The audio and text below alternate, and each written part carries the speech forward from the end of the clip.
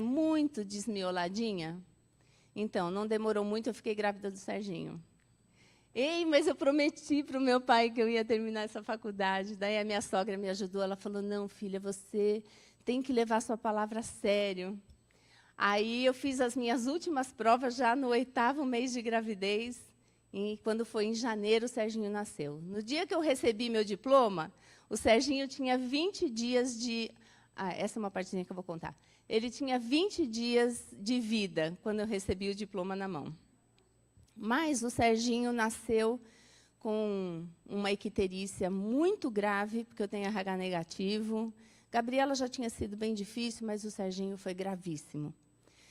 E então, naquele momento de aflição, pela primeira vez, eu conversei com Deus bem sério, porque a minha sogra falava muito de Jesus para mim, com muito cuidado, com muita sabedoria, com muito amor. Então, ela ia um passinho por vez, né, para não me espantar. Mas, naquele dia, naquele desespero, eu orei, Deus, por favor, cura meu filho. Se o Senhor curar meu filho, porque católico é assim, a gente tenta fazer uma troca, né? Toma lá da cá. Se o Senhor curar o meu filho, o primeiro passeio que ele vai fazer é na igreja dos crentes. Então, essa foi a minha palavra, e eu cumpri a minha palavra. Então, me formei, levei o Serginho para a igreja e comecei a ir mais frequentemente, mas ainda não entendia muito bem, afinal de contas, o que Jesus tinha feito por mim. Então, continuamos a nossa vida, até que um dia, uma prima do Serjão, que estudava lá no Palavra da Vida, ela nos convidou para passar um final de semana lá no PV. E então, nós fomos ali na estância do Palavra da Vida, onde tem também o seminário. Mas junto conosco foi todo o lado crente da família. Quer dizer, a minha sogra e todo o lado dela, né? Então, o tio, o primo, foi todo mundo já casado, com filho e tal. E eu fui lá, me disseram assim, olha, é um hotel fazenda. Eu, nossa, legal, vamos lá, passear com as crianças, né? O Serginho já tinha 1 aninho. E a Gabriela, 2,5. Aí fomos passar o final de semana lá e estava tendo os estudos bíblicos. E o assunto da semana era finanças. Pensa, como que alguém pode se converter com um estudo sobre finanças? Mas eu achei aquilo tão incoerente. Como é que eu não sabia que Deus falava sobre isso na Bíblia? Quer dizer, ele se interessa até por isso, né? E numa conversa lá em família, depois do estudo, já estava de noite, as crianças estavam dormindo. Então, o tio Moisés me fez o desafio, né? Se eu não queria realmente entregar a minha vida para Jesus. Eu falei, ai, tio, tá bom, eu quero. Como é que a gente faz isso? Ele, é só você orar, falar para Deus, né? Pede perdão dos seus pecados, confessa Jesus como seu Salvador. Eu falei, ei, tio, eu sei rezar a missa, o Ave Maria, o Pai Nosso, tudo aquilo eu sei. Mas eu não sei orar como vocês fazem. Vocês conversam com Deus, eu não sei fazer isso. Ele falou, olha, minha filha, nós somos em muitos. Somos uma roda, né? Vai começar pela sua sogra. Então, ela vai orar, o seu sogro, prima e tal. Quando chegar na sua vez, você já aprendeu. Falei, ai, tio, isso era fantástico, tá bom, eu vou topar, porque eu estou com muita vontade de fazer isso. Então, foi. Quando chegou na vez do Serjão, ele, então, se rendeu a Jesus. Ele disse, olha, eu sou um baita religioso. Ele orou lá, né? Eu sempre vou na igreja, mas, na verdade, eu nunca tomei uma decisão por Jesus. Eu quero entregar minha vida para Jesus, tal. E eu estava tão preocupada com o que eu tinha que falar, que eu nem prestei muita atenção. Eu não sabia o que estava acontecendo, mas ele estava se convertendo naquela hora, né? E aí foi, chegou minha vez. Nossa, foi irresistível, né? Então, é justamente isso que diz esse versículo, né? Deus olhou lá quando ele viu aquele povo escravo no Egito, né? Deus olhou para os israelitas, mas Deus olhou para mim, Deus olhou para o Serjão e viu o quanto a gente estava necessitado de Deus, né? A gente precisava urgentemente daquela salvação. E foi maravilhoso abraçar a fé em Jesus, entender que eu não precisava fazer nada, que Jesus tinha feito tudo por mim. Foi, assim, literalmente um véu caindo dos olhos. E foi uma noite inesquecível, porque a gente não conseguiu dormir, de tanta alegria. Sérgio, como será que vai ser nossa vida agora? E tal, né? E, na verdade, a segunda-feira chegou e a gente tinha que ir para a academia e dar aula. Eu era professora de aeróbica lá e o Sérgio de natação. E vamos embora, vamos trabalhar. Mas a perspectiva era outra. Agora, os nossos alunos não eram só alunos.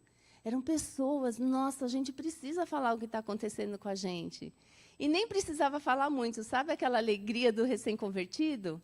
Então, as pessoas vinham perguntar, né? Nossa, mas eu passei um fim de semana maravilhoso. Foi, assim, incrível. Aí eu começava a contar, e o Sérgio também.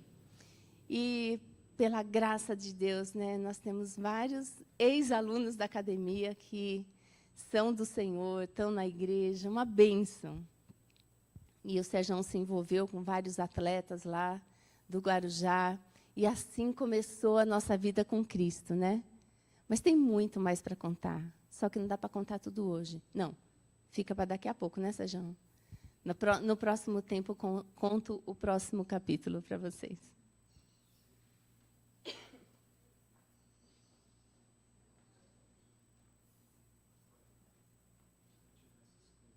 Eu tiro. Por favor. Obrigado.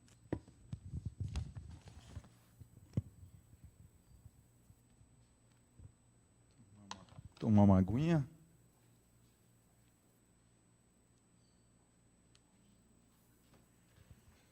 Eu sou desse tamanho, mas eu fico emocionado assim de ver a bondade de Deus, né, para a nossa vida. E essa realidade de religioso, né,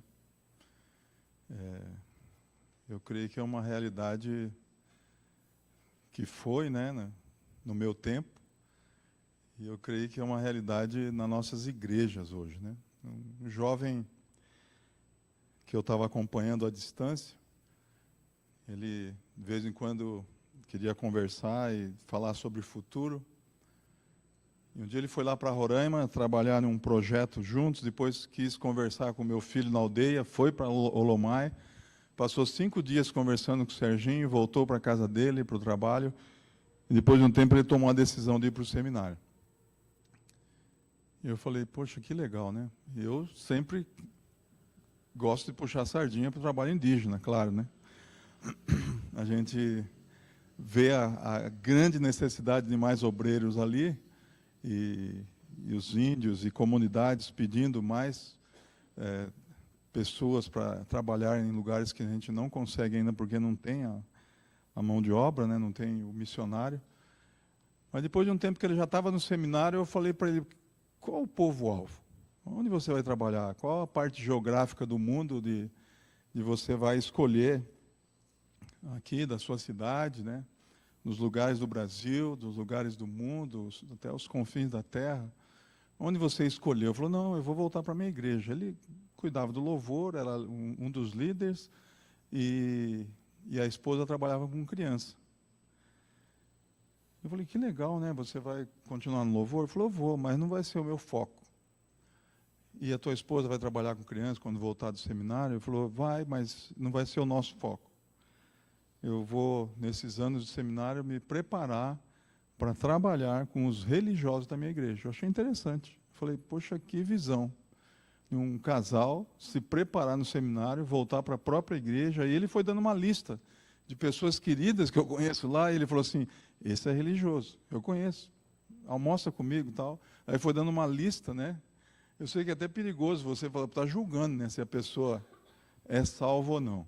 Mas ele falou algumas coisas que tem hora que eu falei, acho que você tem razão, acho que é religioso mesmo. Então, como é importante, né, você tomar essa decisão, e essa realidade nossa, né, desse egoísmo, que não sei como a gente aprende a cada dia a mostrar, né, o que eu tenho, o que eu sou, o que eu preciso, o que eu gosto, eu. E quando me mandaram, né, olhando para o próximo, eu comecei a refletir sobre isso, e como é importante, né, quando você muda o foco de visão, ou tira, a gente fala muito de olhar para o próprio umbigo, né, quando você está egoísta, quando você pensa em você, eu quero isso, eu preciso disso, eu tenho que ter isso. Eu sou o grande necessitado. E se você começa a realmente tirar esse ângulo e olhar para as pessoas, o egoísmo vai sumindo. E é algo maravilhoso, né? Porque uma pessoa egoísta não é bom. Um filho egoísta, você tenta desafiá-lo, né? E Deus, como nosso Pai, Ele quer desafiar o nosso coração sobre essa realidade, né? Dessa mudança de ângulo, né? E Jesus fala, né? Vocês estão olhando essas plantas, né? Tão pequenas, né? Vai demorar 4 meses, lá em João 4, para a colheita, né? Nos seus olhos vão demorar 4 meses, para essa visão terrena. Mas eu queria desafiá-los a essa visão espiritual, né? Ergam os olhos. Olhem como eu vejo. Olhem com essa atitude de olhar, né, as pessoas e falar, poxa, estão maduras. E ali em João, nós vamos ver hoje à noite um pouco sobre esse texto. Vocês vão colher aquilo que vocês não plantaram. E como é maravilhoso você começar a sentar do lado de pessoas, compartilhar do amor de Deus. E muitas, né, vão falar, não, eu não quero entregar minha vida para Jesus hoje. E algumas falam, eu preciso. É só Jesus mesmo para mudar a minha vida, para mudar a minha realidade. Como que eu faço? Todos aqui que já tiveram essa experiência, de alguém junto com você falou, eu quero hoje fazer essa oração, eu quero pedir perdão para Deus, e a partir de hoje eu quero uma vida que vale a pena, uma vida de realmente filho de Deus.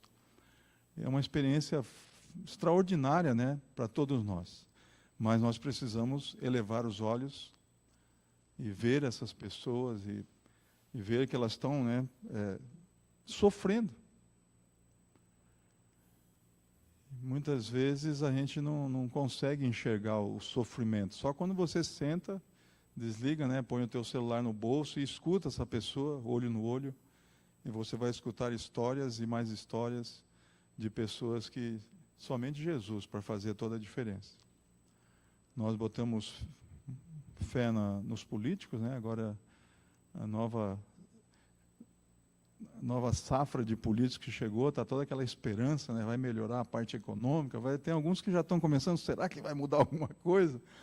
Mas tem sempre uma esperança, né? Que a segurança vai melhorar, a saúde vai melhorar, mas a solução de Brasília está aqui sentada aqui dentro. A real solução. A solução de Deus que vem de dentro para fora. Você pode dar a minha casa, a minha vida, você pode dar um hospital maravilhoso, você pode dar escola, nada disso é errado. Mas pessoas vão mudar a cidade, vai haver alegria, grande alegria em Brasília, quando a pessoa toma uma decisão por Jesus. E ela vai parar de ser violenta com a sua esposa, ou a esposa violenta com o marido, que a gente está lendo diariamente, ficando de boca aberta o tamanho da violência. Precisa de mais polícia. Não, precisa de mais crentes, obedientes, olhando para o próximo, sentando do lado e transmitindo o amor de Deus. É matemático. Se você não falar de Jesus para ninguém durante esse ano de 2019, quantos vão aceitar Jesus com você? Não falei para ninguém.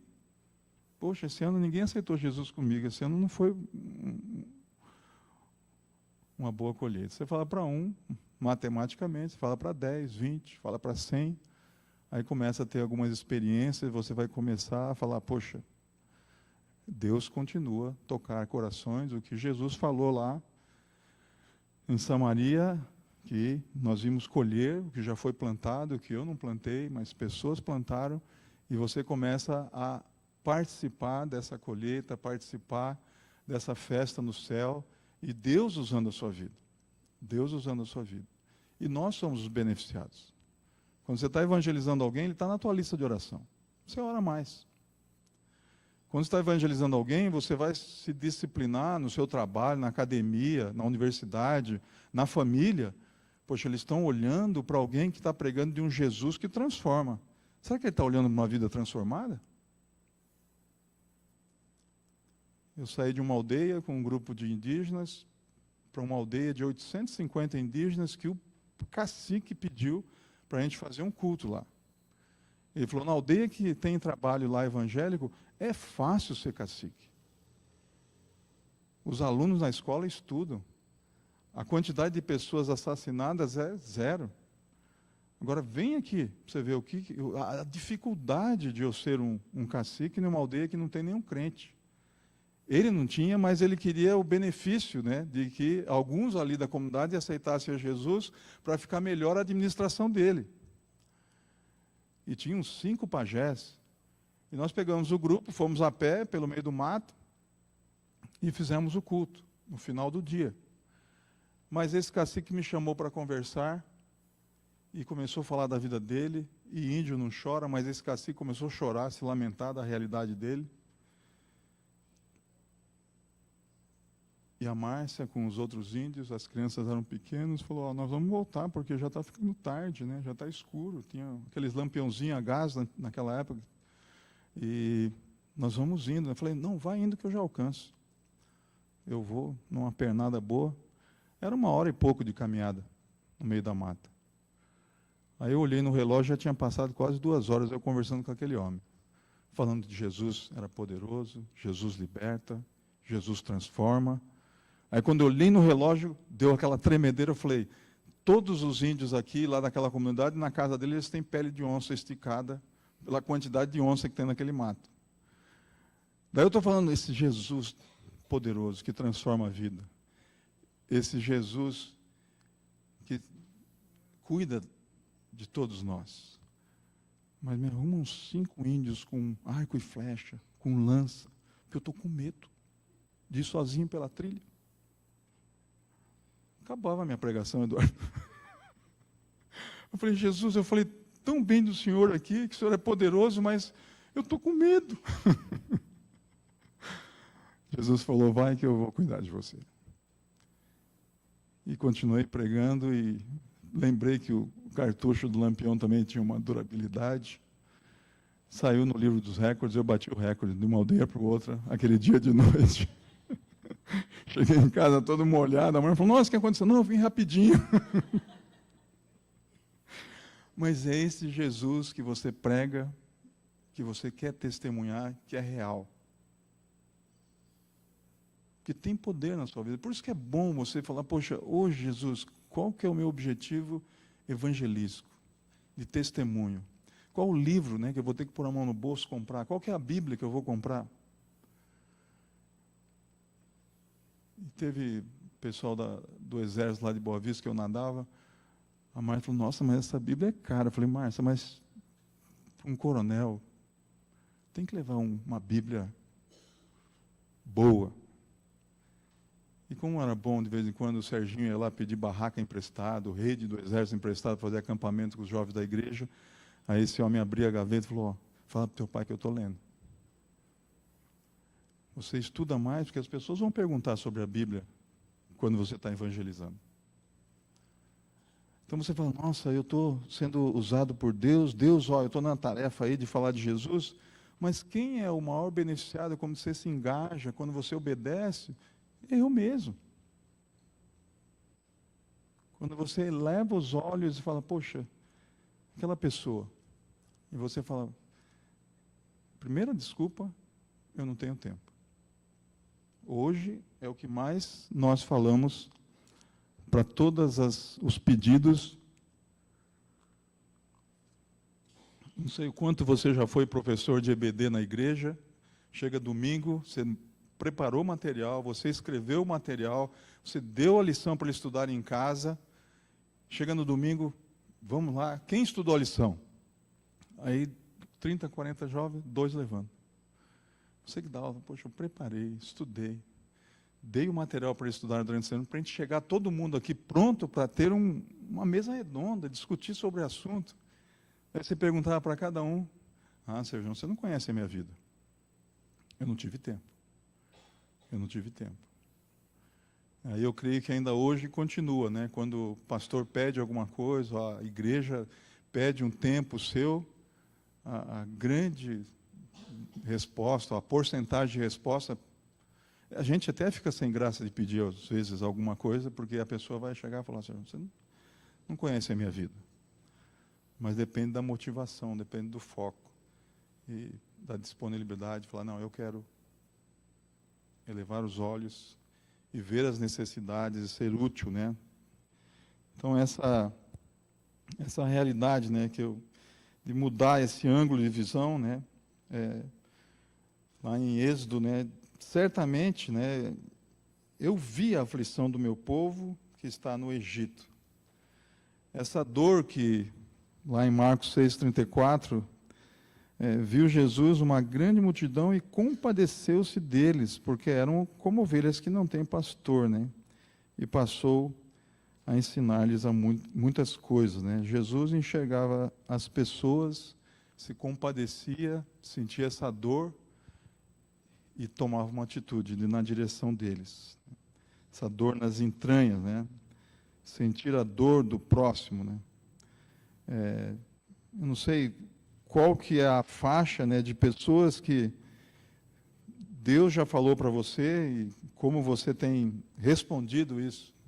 Você ir pregar o evangelho a toda criatura. Essa ordem, né, do general para um soldado raso. Como que nós temos cortado uma fatia e falou, Deus, essa é a minha responsabilidade. E o que nós estamos com a nossa agenda do dia, né?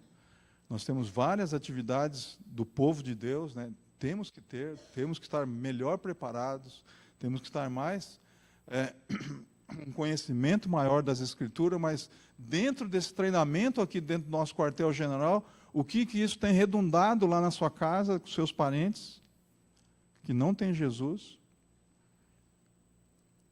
lá no seu trabalho, lá na academia, como que você tem praticado o que Deus tem falado? Nós vamos falar sobre Moisés hoje, Deus desafiando ele a voltar para o Egito, né? Porque ele morou lá 40 anos, depois ficou com o sogro no deserto, lá no Monte Horebe, 40 anos, e Deus falando com ele. E eu fico pensando, a gente tem um privilégio enorme. Deus fala conosco todos os dias.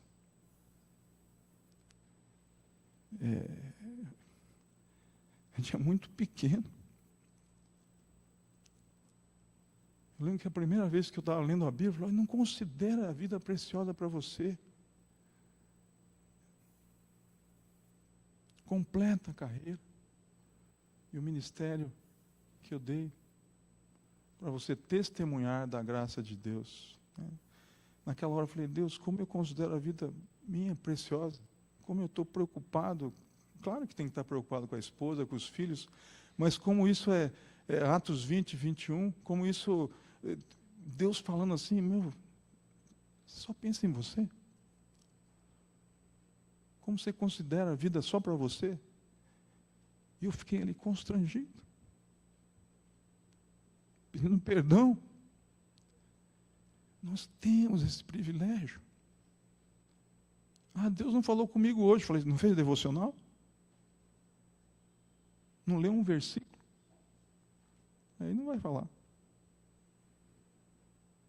Um dado que, no final do ano passado, eu estava num grupo de pastores, e um irmão estava nos States e falou que o Instituto Gallup fez uma pesquisa que os casais, lá no States está uma média de cada 2 casais, um se separa. 50%. E está chegando esse índice dentro das igrejas. Mas ele falou, os casais que têm um tempo juntos com a palavra de Deus e oram juntos, cada 1.127 casais, um se separa. O Instituto, segundo os americanos, diz que é muito confiável. O Gallup, não sei. Quem me falou foi um americano. Eu fiquei falando, que importância nossa de estarmos com essa palavra cada dia, falando ao meu coração, da Márcia, a gente orando junto, e deixando Deus falar ao nosso coração, e e desafiando esse olha, né, para o próximo. E ver, né, a aflição do povo. E Moisés estava ali, se você tem a tua palavra aí, Êxodo 3, lá no Monte Horebe, quando começa a pegar fogo naquela sarça, e tem um anjo ali, e ele começa a escutar Deus falando. E essa interação de Moisés e Deus, eu acho algo fantástico, porque nós conhecemos a história de Moisés hoje. O quanto Deus usou ele para escrever, quanto Deus usou ele para ele ter esse contato com Deus, do rosto dele ficar resplandecente por ter esse acesso a Deus. E você começa a ficar maravilhado, e eu falo, poxa, mas nós temos esse privilégio hoje, tanto quanto Moisés. E o quanto eu tenho que desenvolver na minha vida esse tempo para Deus, esse tempo para ter esse contato com Deus, para esse tempo para que Deus continue falando no meu coração, para que eu não perca o foco. Cada amigo, cada missionário, cada pastor, cada pessoa querida que vem uma notícia triste, que aquela pessoa tomou decisões erradas, decisões para se afastar de Deus, eu e a Márcia, a gente olha, Márcia, nós precisamos mais. Essa notícia é um desafio para nós temos a mesma consistência, não temos nada diferente.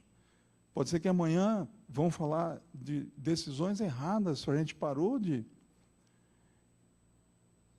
ter esse acesso a Deus, esse contato com Deus, Deus falando ao meu coração, e o quanto que eu e você, a gente está, né, Deus falando e eu vou deixando para depois, protelando. Eu lembro quando me chamaram para ser missionário, falei, Deus, por que eu? Você está vendo minha vida aqui, na minha cidade?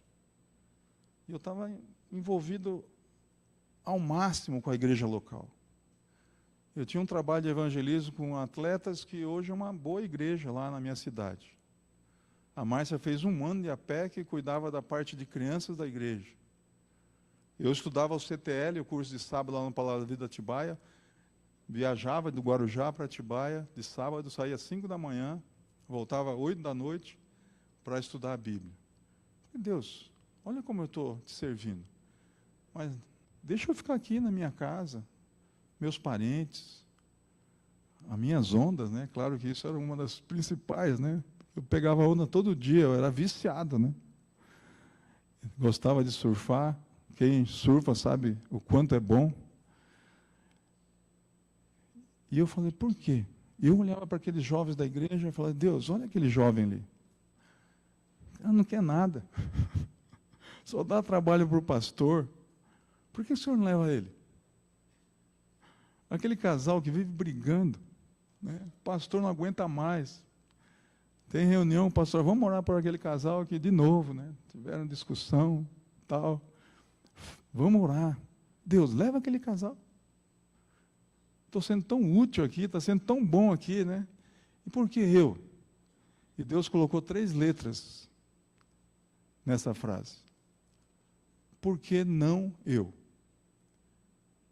Deus falou claramente, todos os ingleses, americanos e missionários que chegaram aqui no Brasil, obedecendo a minha palavra, a mesma que eu falei para eles, falo para você e falei para Moisés, desafiando, e eles obedeceram. Por que você quer ser um filho desobediente? E essas 3 letras fizeram toda a diferença. Por que não eu? Por que não você? Hoje no campo missionário, o que mais precisa é canoa, não. Motor de popa, também não. Motosserra, não. O que mais precisamos está sentado aí. Né? Pessoas para irem e pregar o Evangelho. E é interessante que Deus vai falando e desafiando Moisés, né? Eu sou o Deus do teu pai, né? De Abraão, de Jacó. E quando ele pediu para ele andar descalço ali nessa submissão, né? Todo escravo naquela época andava descalço perante o Senhor. E Moisés escondeu o rosto, né, com medo de olhar, com temor. Aí no versículo 7 de Êxodo 3, disse ainda o Senhor: certamente vi a aflição do meu povo que está no Egito, e ouvi o seu clamor por causa, né, dos seus feitores, capatazes. Conheço-lhes o sofrimento. Por isso desci a fim de livrá-los da mão dos egípcios, para subir a uma terra boa que emana leite e mel. O clamor dos filhos de Israel chegou até mim. E também vejo a opressão com que os egípcios os estão oprimindo. Vem agora, e eu te enviarei a Faraó, para que tires o meu povo, os filhos de Israel, do Egito. E é interessante que a resposta, né, que começa uma série de respostas de Moisés, você fica pensando, pessoas que escutaram a Deus, viram Deus, andaram com Jesus. Quando eu li a primeira vez os evangelhos, eu falei, não acredito, né? Como o pessoal estava do lado de Jesus, como vai fazer isso? Mas nós estamos do lado de Jesus. Não é diferente. É esses olhos que a gente tem que olhar, esse olho espiritual, né? E é interessante que, claro, que Moisés deu a primeira resposta, e eu creio que ele sabia do que aconteceu lá com José e com Faraó, quando os irmãos dele estavam chegando, e a palavra de Deus fala que todo pastor de ovelha é abominação para os egípcios. Gênesis 46, 34b. Então, eu creio que nós temos as nossas boas justificativas para desobedecer. Você entrando um pouquinho na cultura e conhecendo Moisés, 40 anos ali no deserto, sendo um pastor de ovelha, e Deus fala um desafio, mas ele fala, poxa, eu sei como que os egípcios vão me tratar. Eu sei como o faraó vai me tratar. Eu sei que eu matei um deles. Quem sou eu para ir a Faraó e tirar do Egito os filhos de Israel? E nós temos muito essa visão, né, horizontal. Né? Quem sou eu? E perdemos essa visão de quem é esse Deus que está me chamando, que está me desafiando. A criatura se colocando em um patamar de realizações e esquecendo desse Criador que fez todas as coisas e tem um alvo, né? Em Êxodo 3:11, quem sou eu? Você já se sentiu incapaz de fazer alguma coisa para Deus? Eu, muitas vezes, a maioria das vezes. Ou sempre.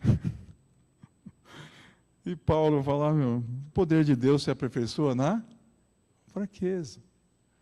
É a glória para ele.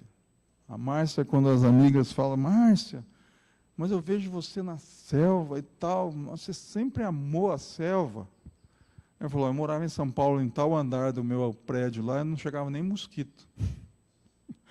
Primeira vez que ela foi na roça com as índias já gritando para ela, furar, furar, furar. Furar, não, não, não. Ela foi ajudar a tirar as pragas das plantas, né, dos pés de mandiocas e tal. Então, elas vão tirando com a mão e deixando o pé da mandioca limpo. E a Márcia foi num cantinho lá, e as mulheres todas abaixadinhas tirando. Daqui a pouco, 3, 4 índias falando, para, não, não. A Márcia olhou. Você está tirando todas as mudas de abacaxi. Você não sabe, você é muito burra. A Márcia falou, nem sabia que abacaxi dava no chão assim. E tem esse pezinho todo espinhudo, parece uma praga. Só que já era a coroa do abacaxi, né? E as índias ficaram bravas, né? Como nós, várias vezes, né? Quem sou eu para estar aqui, né? Eu fui criada lá em São Paulo. Márcia morava ali no jardim, só tinha prédio. Nunca pegou numa enxada. A cada ano eu faço essa pergunta aos meus alunos de educação física. A gente divide a escola lá em 6 turmas de 20 e poucos alunos. E a minha educação física é educação física missionária. Então, tem dia que eles fazem educação física com foice na mão, com facão, com enxada, com machado, e a gente faz um benefício, um aluno mora e tem um mato chegando na casa do aluno, o aluno tem filhos pequenos e já chegou 2 cobras, já esse ano, 2019, na varanda dele. E pior que o aluno me ligou, Sérgio, tem uma cobra aqui na minha varanda. Eu falei, mata? Eu não sei. Dá uma paulada. Não, vem aqui, por favor. O cara me ligando em casa, eu tive que sair. Pedaço de pau e pau. Você não sabe matar uma cobra? Não, Sérgio, eu vim da cidade, eu nunca matei uma cobra, eu não sei, me ensina. Aí esse dia ligou de novo, o mesmo aluno. Sérgio, o quê? Eu falei, vem aqui em casa, o que aconteceu? Outra cobra. Mata, você não viu como eu matei? Ah, Sérgio, eu tenho medo, se ela pular, mas ela não pula. Vai lá e bate antes na cabeça. Daí eu fui, limpei a casa dele em volta, tiramos mato, derrubamos um monte de coisa para ver se dava um espaço maior para ele ver a cobra antes que ela chegue. E daí terminou a aula. Quantos nunca pegaram nenhuma enxada? A cada ano varia. 6, 2. Aí agora, semana passada, um aluno acabou a aula dessa que eu dou logo no começo, né? Eu dou natação, eu dou ciclismo, eu dou ginástica, várias atividades. Eles carregando o outro nas costas e andando, quando ficar doente, saber como carrega uma pessoa doente, andando na lama, andando no... Então, eles têm vários treinamentos na área física, sabendo que lá na frente vai precisar de um bom preparo físico, depende do ministério. Daí 2 alunos olhando para o outro, falei, o que aconteceu? Primeira vez que eu faço uma bolha na minha mão, eu vou tirar foto e mandar para minha mãe. Eu falei, ó Senhor, que beleza, né? Que maravilha, né? Quem sou eu? Não tem nenhuma bolinha na mão. A Márcia. E a gente fica olhando e perde, né? Essa sensibilidade. O que eu vou perder? O que eu vou sofrer? Será que eu vou apanhar? Será que eu vou morrer, né? Será que isso passou pela cabeça de Moisés? Eu não sei quais são as respostas que você dá, que são familiares para você. Quando Deus te dá uma resposta familiar, que você logo, quando Deus fala para você. Quem sou eu, Deus? Faz 32 anos que eu estou nessa vida de missões, e eu gosto de saber quem é a minha turma. E se tem uma coisa que tem dado certo, é fazer prova anônima. Não coloca o nome. Eu não sei quem é, mas eu sei que a minha turma precisa de uma ajuda em tal área, ou naquela área. Então eu começo a matéria, no primeiro ou na segunda aula eu já solto uma prova, com perguntas sobre aquela matéria, mas não coloque o nome. Então eles colocam tudo, porque sabe que não vai saber quem é. Mas daí eu começo a direcionar aquela matéria para aquelas necessidades que eles colocaram ali. E nesses anos, né, eu tenho uma prova na matéria de evangelismo, e lá no fim, dê 2 motivos por que eu não evangelizo. E os mais, eu tenho medo. Eu tenho medo. Eu sou tímido, e alguns, nas mais ali, eu não sei. Então, eu não sei qual que é a resposta, né, que nós damos, né, que quem sou eu? E Deus fala, você não é ninguém. Mas você tem que saber quem sou eu. Quem é o Deus Todo-Poderoso, né? Quem é o Criador do universo? E é interessante que no versículo 12 ele fala, eu serei contigo. Se você tem um projeto, coloque isso, né, na sua mente, no seu coração, fala, Deus, eu estou com esse alvo. Ele fala, é isso que eu quero. Eu serei contigo. Você está olhando para Faraó. Quem que são os seus faraós da sua vida hoje? Que tem calado bem?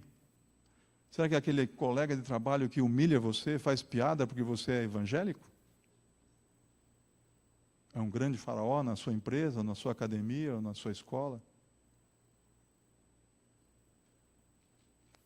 Quem que tem calado,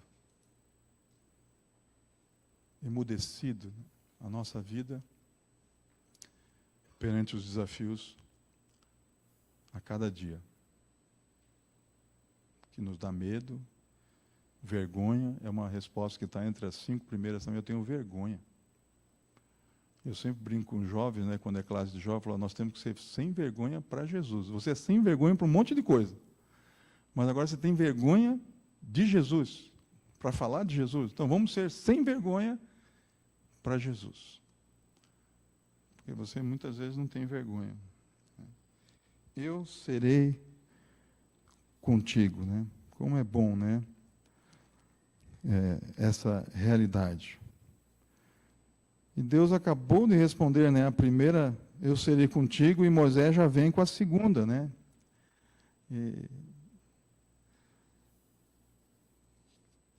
Qual é o nome do Deus que te enviou? Êxodo 3:13. Ao longo do tempo, nós temos vários, né, nomes, né? Meu forte libertador, né, o salmista, a minha esperança, Deus de toda consolação. O povo vai reconhecendo. Os judeus sabiam, né, a resposta que Deus deu para Moisés, né? Eu sou o que sou. E ouvirão a tua voz, Moisés. Fala para eles. Esse Deus que não depende de nada,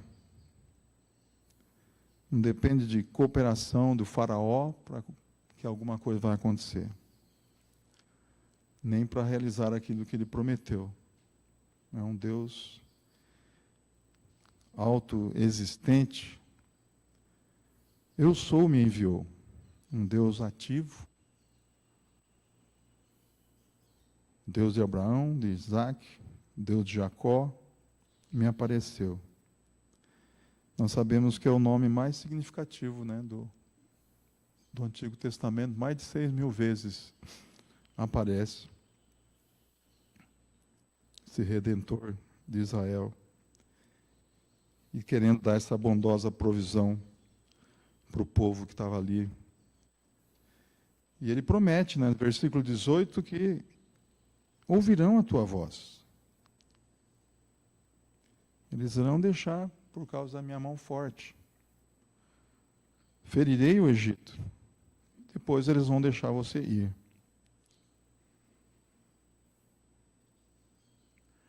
E é interessante como nós nos preocupamos, né, com esse orgulho nosso de, poxa, mas eu não falo bem, eu não sou eloquente. E a próxima desculpa é, não vão crer no que eu falo. O próprio Jesus falou, não se preocupe com o que é a vez de responder, porque eu vos darei, né? Lucas 21, 14 e 15.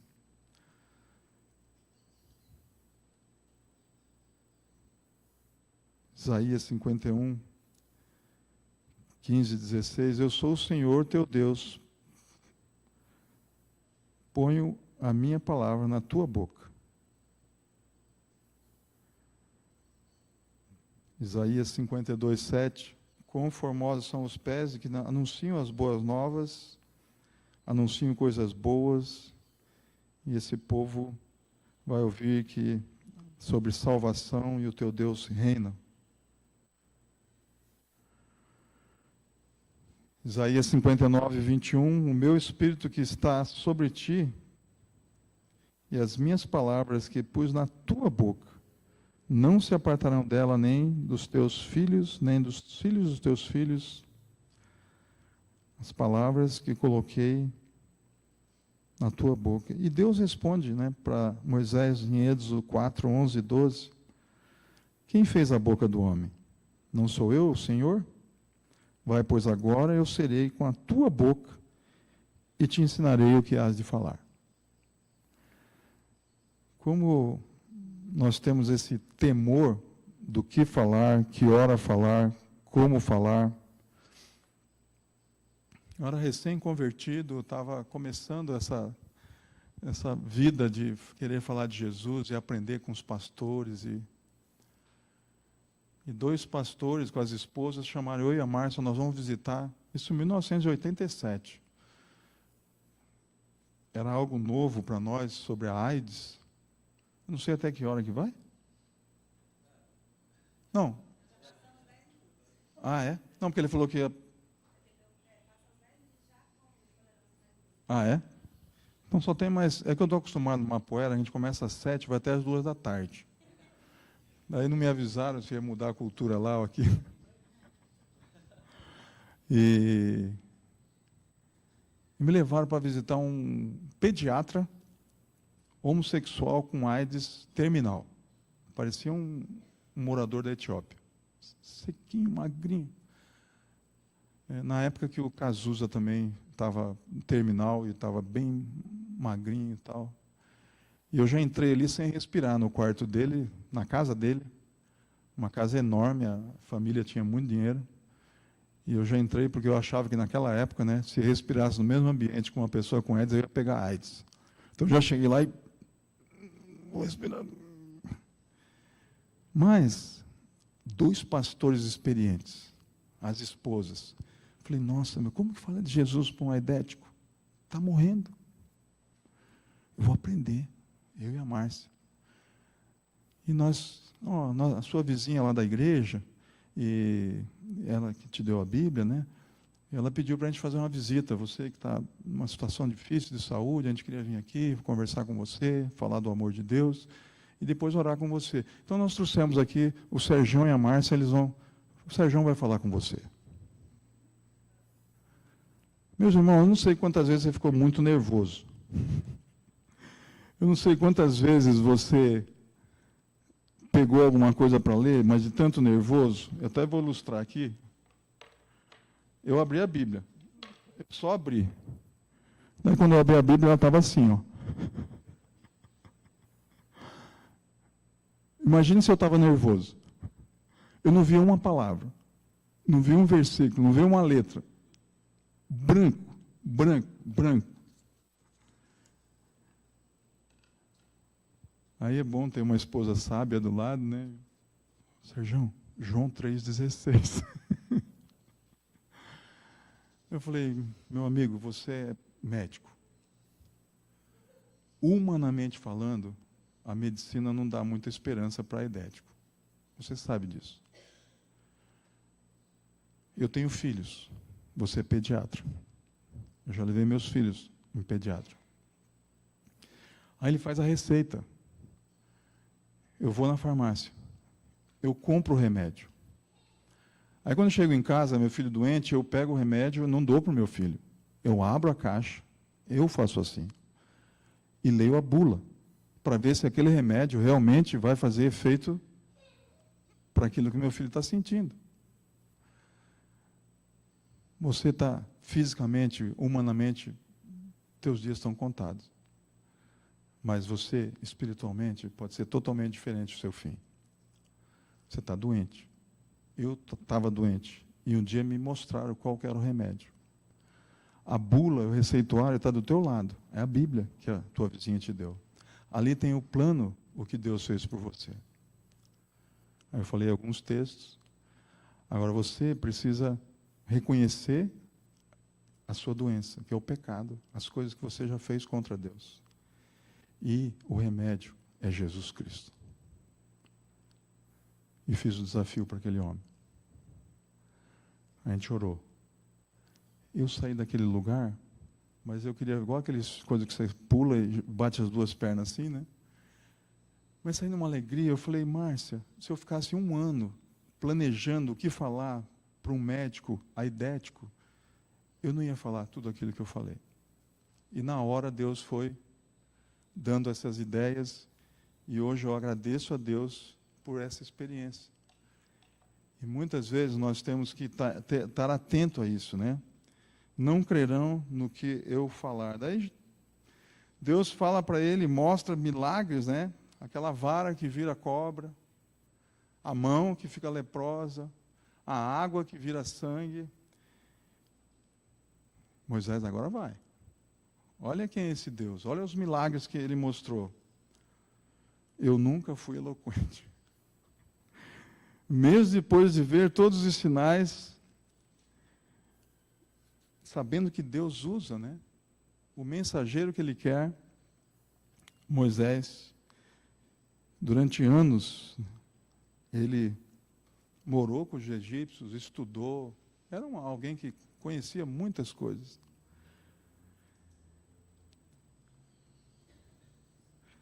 Interessante como 1 Coríntios, Paulo nos desafia, né, sobre essa eloquência, sobre você. Eu, irmãos, quando fui ter convosco, anunciando-vos o testemunho de Deus, não o fiz com ostentação de linguagem ou de sabedoria, porque decidi nada saber entre vós, senão Jesus Cristo, este crucificado. E fui em fraqueza, temor, que eu estive entre vós. A minha palavra e a minha pregação não consistiram em linguagens persuasiva de sabedoria, mas em demonstração do Espírito de poder, para que a vossa fé não se apoiasse em sabedoria humana, e sim no poder de Deus. E a última de Moisés: Senhor, não me envia, manda outro. Semana passada eu estava numa igreja cristã evangélica lá em Belém, e um jovem falou assim: você na outra vez, você falou uma coisa que me desafiou.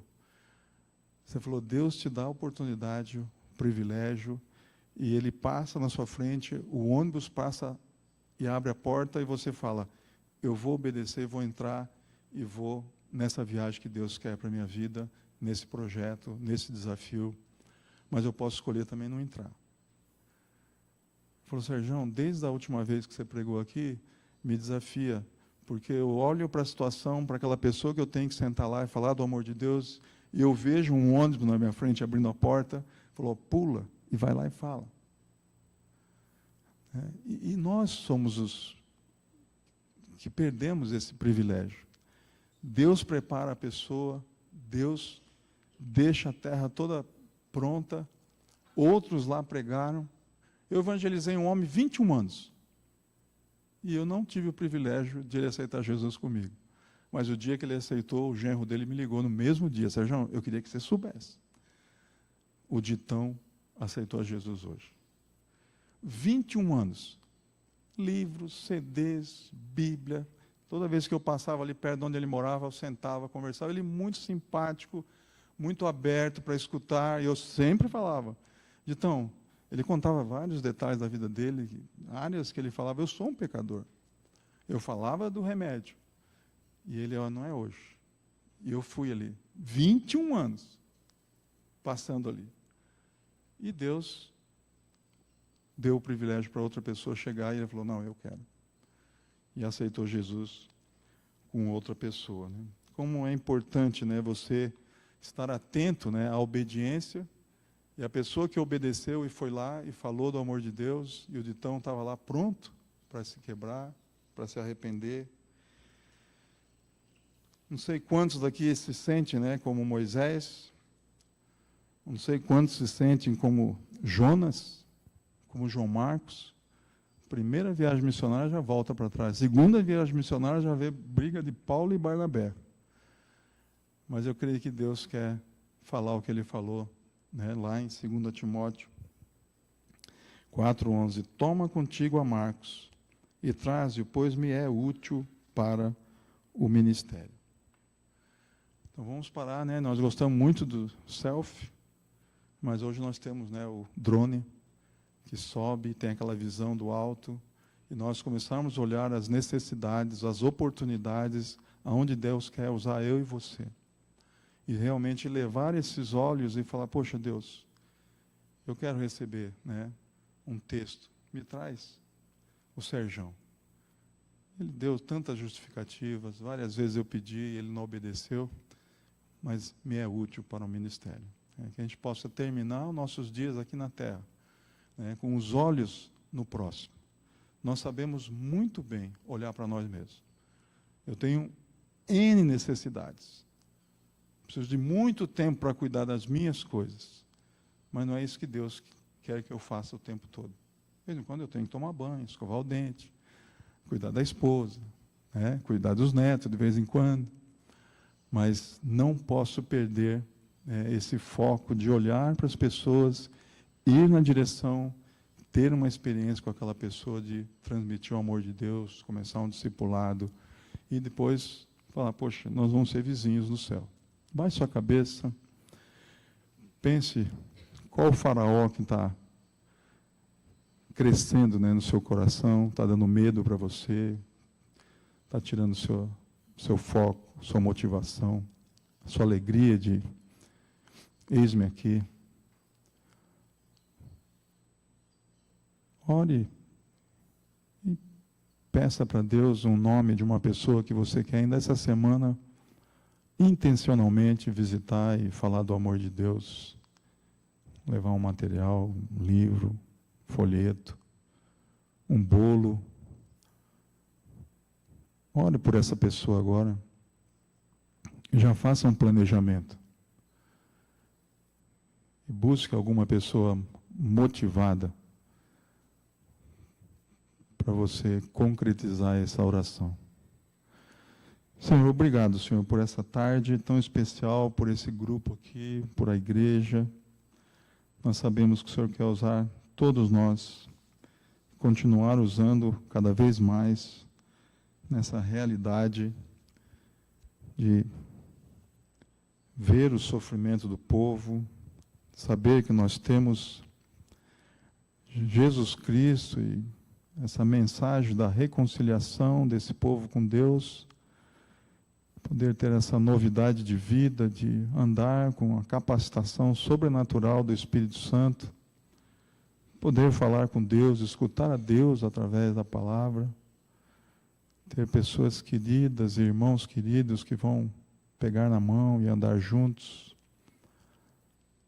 Cuida, Senhor, do nosso coração, nossos medos, das nossas desobediências, e nos dê, Senhor, uma vida que vale a pena cada vez mais ao Teu lado. Obrigado por esse tempo aqui, obrigado pela Tua palavra, em nome de Jesus. Amém.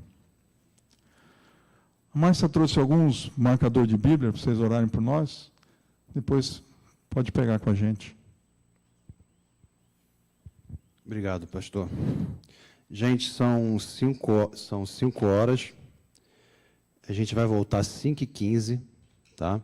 A gente vai respeitar 1 hora de oficina, então a gente vai de 5h15 às 6h15, 18h15, depois de 18h15 às 19h15, então a gente vai encurtar o tempo ali de confraternização e lanche, que estavam de 50 minutos, a gente faz meia hora, 25 minutos, suficiente. Tá bom? Então, 15 minutinhos para a gente poder voltar. Primeira oficina, Missão Indígenas, com a Márcia.